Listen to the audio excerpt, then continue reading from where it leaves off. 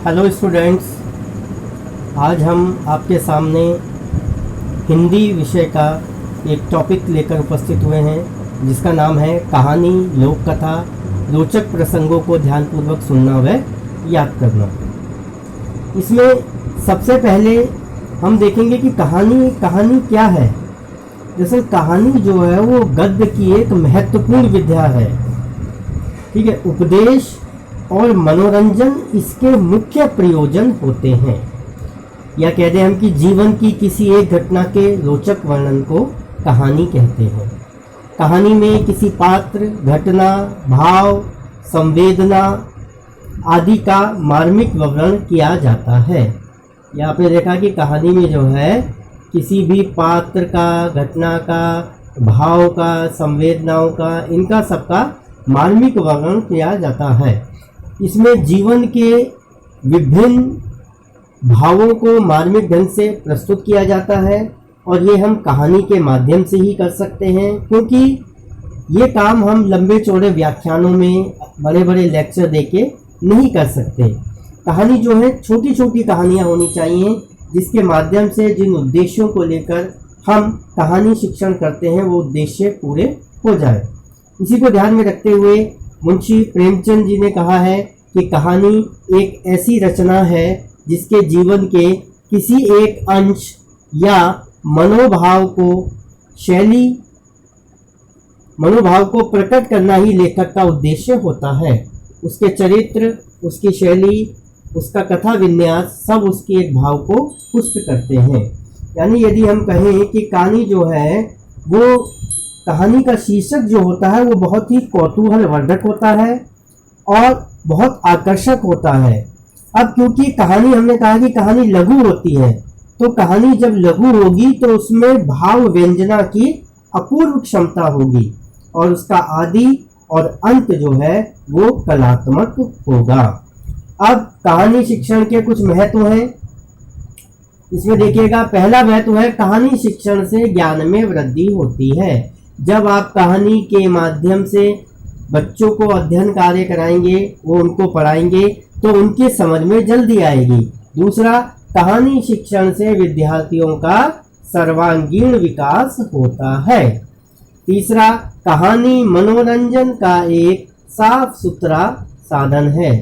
चौथा, कहानियाँ विद्यार्थियों को गद्य पढ़ने के लिए उत्साहित करती हैं। जब बच्चे को ये लगेगा कि कहानी के माध्यम से वो अच्छे ढंग से पढ़ पा रहा है, उसको उसमें इंटरेस्ट आएगा, उसको आकर्षक लगेगा, तो फिर वो गद्य पढ़ने के लिए भी तैयार होगा।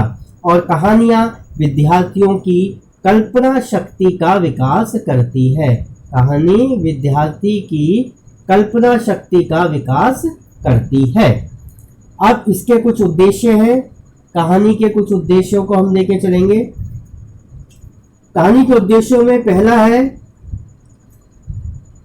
कहानी का मुख्य उद्देश्य छात्रों का मनोरंजन करना व आनंद प्रदान करना है।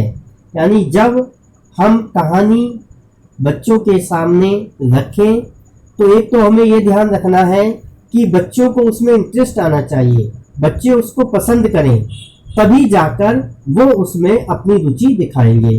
दूसरा, ज्ञान को सरल और रोचक रूप में प्रस्तुत करना। यानी हम जो उद्देश्यों को लेकर कहानी बच्चों को बता रहे हैं, उन उद्देश्यों की पूर्ति करने के लिए हमें उसे सरल भाषा में कहना होगा। छात्रों में मुहावरों एवं लोकोक्तियों का ज्ञान कराना, छात्रों में विचार, कल्पना शक्ति व तर्क शक्ति को विकसित करना और छात्रों में नैतिक आदर्शों एवं जीवन मूल्यों का विकास करना, ये कहानी के उद्देश्य हैं। अगर हम इनको और सार दे के देखें तो हम ये कह सकते हैं कि कहानी बच्चों को सोचने, समझने, जानने, कल्पना करने, जोड़ने, घटाने, रचने का भरपूर अवसर देती है। तो कहानी का उद्देश्य ये कहलाया। अब हम आगे चलते हैं विशेषताएं। कहानी की विशेषताएं सबसे पहले शीर्षक जो होना चाहिए वो आकर्षक होना चाहिए और स्पष्ट होना चाहिए। मतलब कि जैसे ही हम बच्चों को कहें कि आज हम आपको एक कहानी के माध्यम से आपके पाठ को पढ़ाएंगे, तो जैसे ही आप उसका शीर्षक बताएं वो शीर्षक इतना अट्रैक्टिव हो, इतना आकर्षक हो और इतना क्लियर हो कि बच्चे तुरंत उस पाठ को पढ़ने के लिए तैयार हो जाए।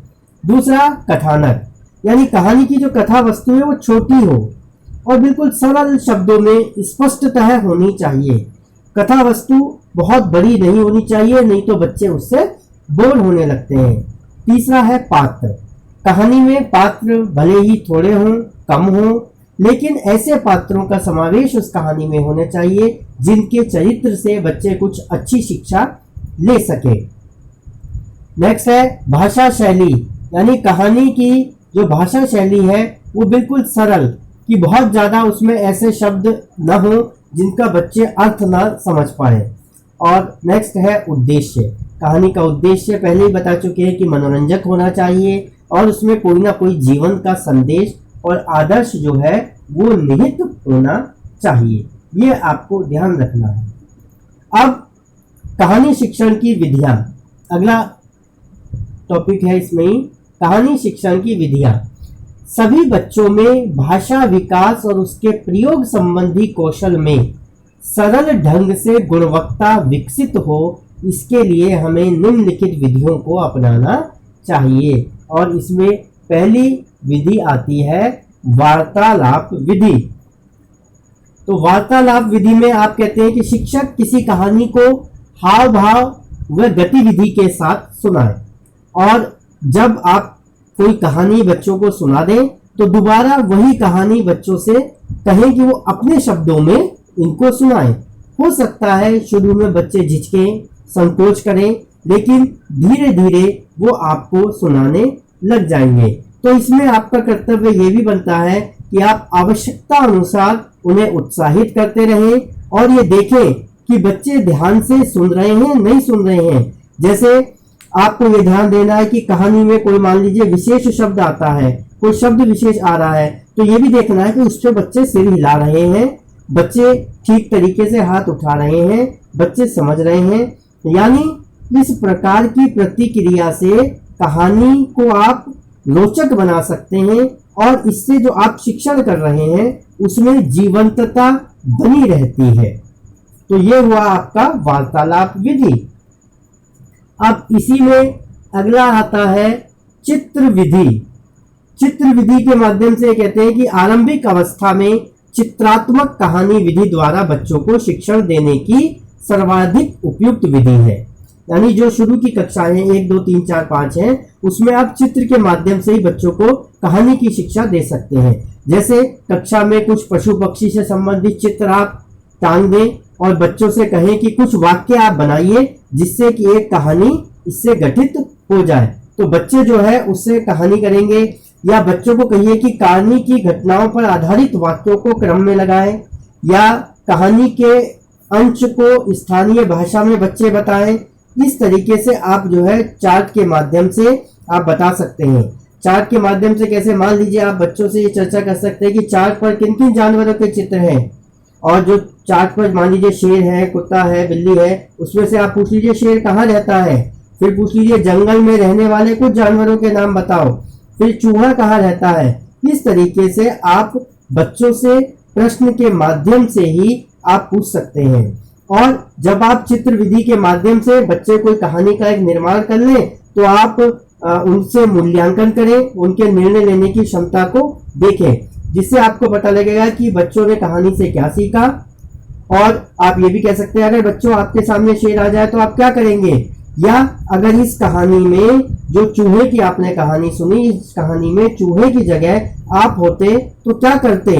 और बच्चों को इस तरीके से आप दृश्य के माध्यम से, चार्ट के माध्यम से, चित्र के माध्यम से कहानी बनाने के लिए, वाक्य बनाने के लिए प्रेरित करें।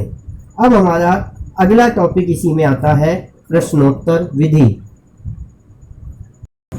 अब अगला इसी में हेडिंग आती है प्रश्नोत्तर विधि।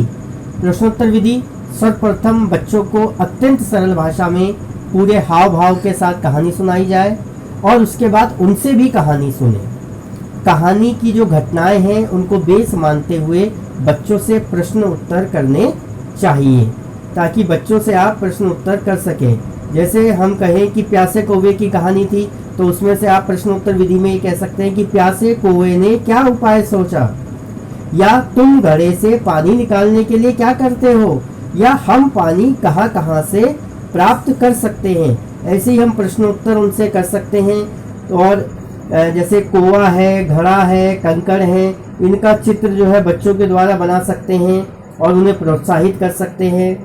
हम बच्चों का फिर मूल्यांकन भी इसके बाद हमें करना चाहिए। यानी हम ऊपर जो चित्र के ना इस प्रकार से हम प्यासा कौवा कहानी को इस तरीके से तैयार करें कि हम जो चित्र बने हुए हैं, जो हमने चित्र बनाए हैं, उनको क्रम उनका बदल दिया जाए और फिर बच्चों को कहें कि अब कार्डों को कथा क्रम के अनुसार लगाएं। ऐसे ही हम दूसरे बच्चों को कह सकते हैं कि आप जो है इसको प्रत्येक समूह को जो चार्ट पर अंकित चित्र हैं उनको देखकर कहानी सुनाइए। यानी समूहों में बच्चों को बांट सकते हैं आप। एक समूह को कह सकते हैं कि आप चार्ट को क्रम में लगाइए, दूसरे समूह में आप कह सकते हैं कि आप जो चित्र हैं उनको देखकर किसी कहानी को सुनाइए। इससे संबंधित जो भी कहानी आप कह सकते हैं। इस प्रकार आप जो बच्चे हैं उनको लोक कथा की, लोक संस्कृति के बारे में जानकारी दे सकते हैं और पूरे हाव भाव के साथ जो बच्चे सुना रहे हैं उनको भी आपको तत्परता के साथ सुनना चाहिए और उन्हें ये बताना चाहिए कि इस कहानी को इस तरीके से कहा जा सकता है और अलग अलग देश में अलग अलग लोक कथाएं हैं, तो उनको उन लोक कथाओं के बारे में भी समय समय पर बताना चाहिए। इसी में अगला हेडिंग आती है, अगला शीर्षक आता है कहानी कथन विधि।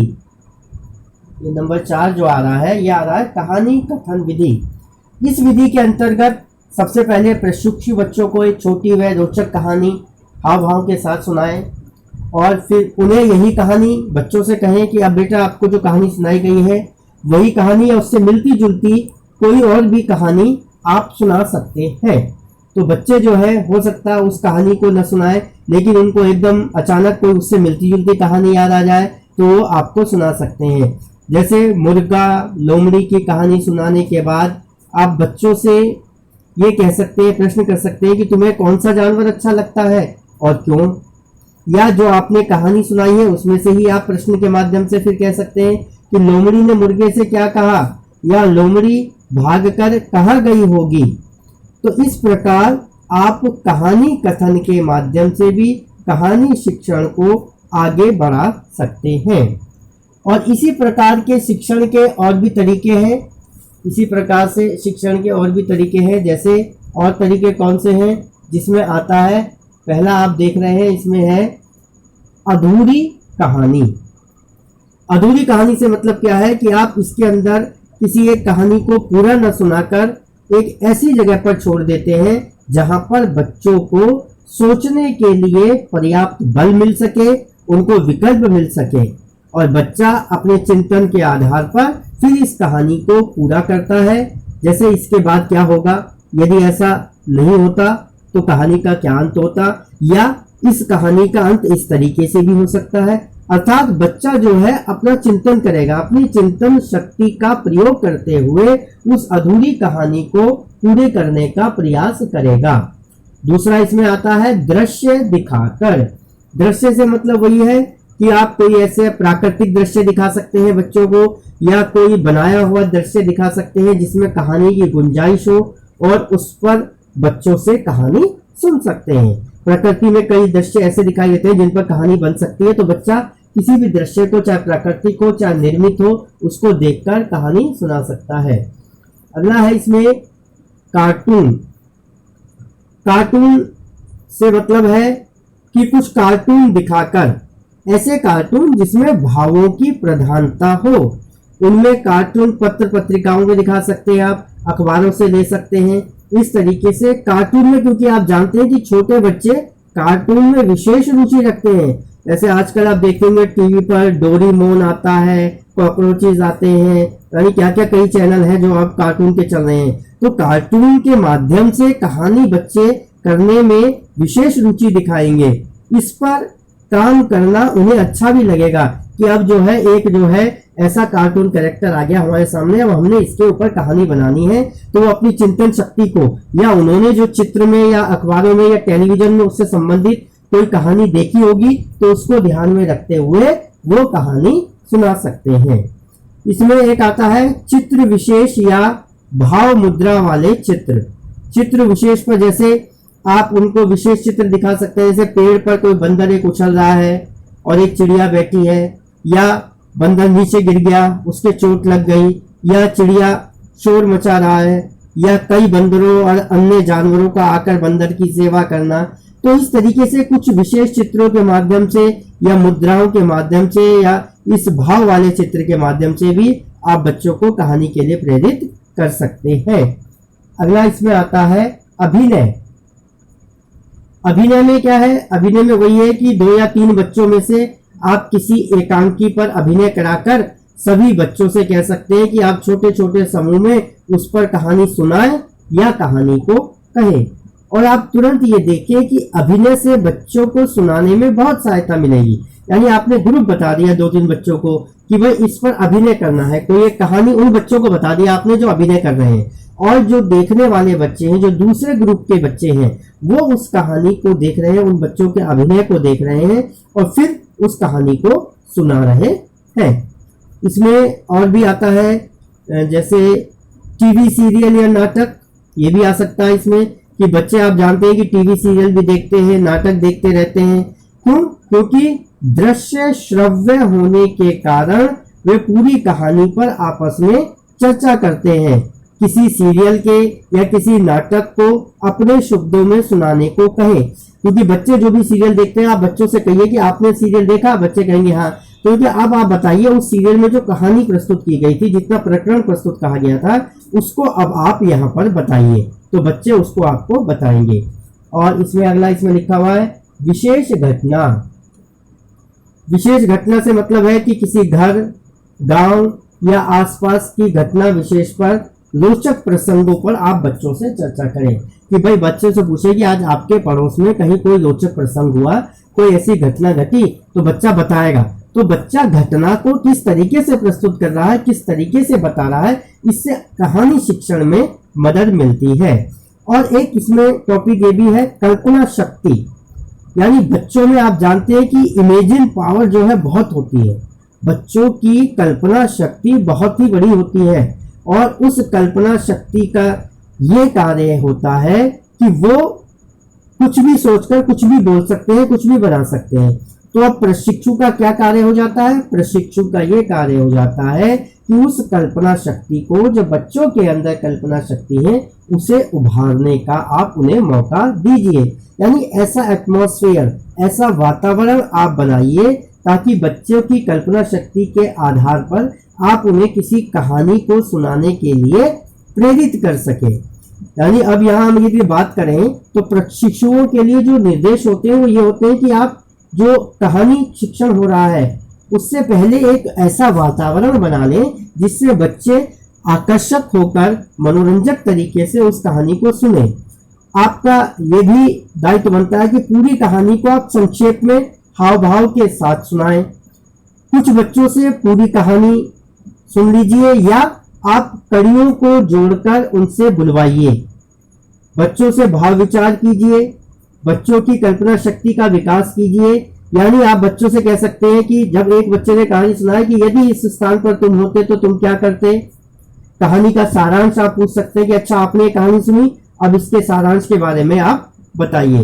तो इस तरीके से ये कुछ अलग से शिक्षण के अन्य तरीके थे जिससे आप कहानी शिक्षण कह सकते हैं।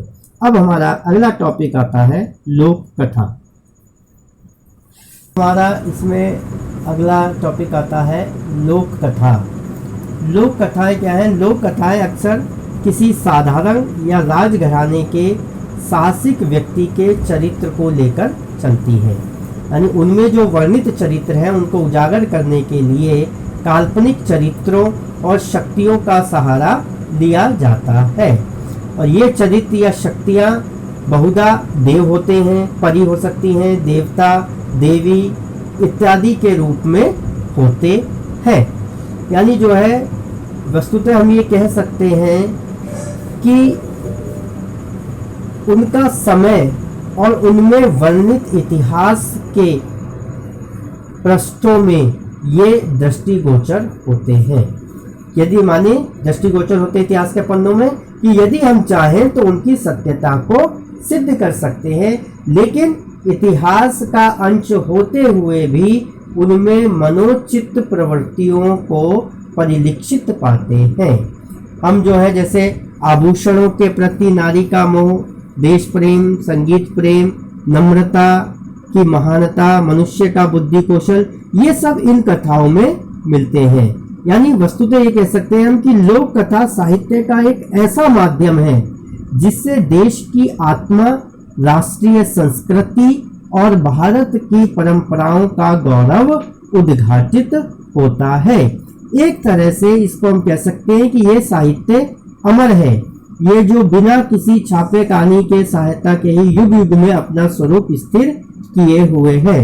यानी लोक मत में इन कथाओं को संजोया और संवारा है, लोक मत मानस ने इन कथाओं को रूप दिया है, और क्योंकि लोक मत के कारण ही इन कथाओं को कोई रूप मिला है, इसलिए ये लोक कथाएं इतनी लोकप्रिय होती है।